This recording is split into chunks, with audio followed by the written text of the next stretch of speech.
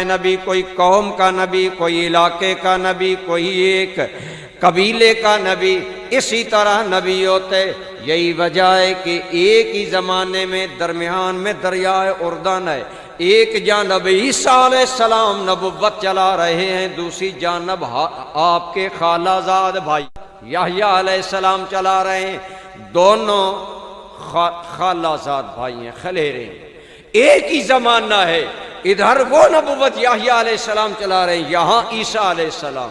اب زمانہ ایک، وقت ایک، لیکن کیوں؟ زندگی محدود ہے، نبوت کا دائرہ بھی محدود ہے، علاقائی طور پر، زمانی طور پر، زبانوں کے اعتبار سے علاقے قوم کے نبی آئے، لیکن جوں جوں انسانی زندگی میں وسعت آئی، انسانی زندگی پھیلتی چلی گئی، اللہ رب العالمین نے نبوت میں وسعت دی، اور جب انسانی زندگی کا عروج اور ترقی کا دور شروع ہوا، اس دور میں اللہ نے وہ رسول بھیجا جس کے بارے میں فرمایا کہ چونکہ میں رب العالمین ہوں لہذا اب رسول وہ آ رہا ہے جس کی رسالت زمانوں سے، علاقوں سے، زبانوں سے، قبیلوں سے ماورا ہوگی۔ میں رب العالمین ہوں، مصطفیٰ رحمت للعالمین۔ وما ارسلناک، ہم نے نہیں رسول بنایا آپ کو، الا رحمت للعالمین،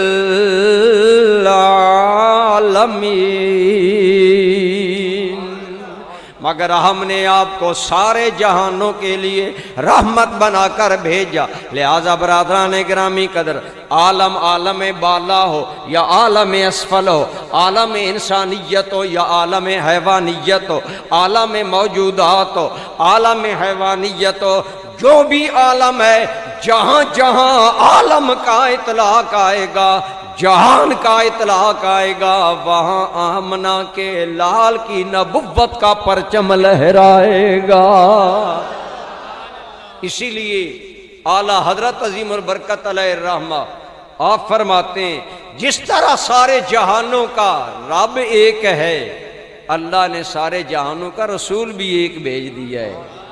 فرماتے ہیں جیسے سب کا خدا ایک ہے، ویسے ہی جیسے سب کا خدا ایک ہے، ویسے ہی ان کا تمہارا۔ اور ایک اور مقام پر حضور کی عالمگیر نبوت کا ذکر، الحمدللہ الذی نزل الفرقان علی عبدہ لیکون للعالمین نذیرا۔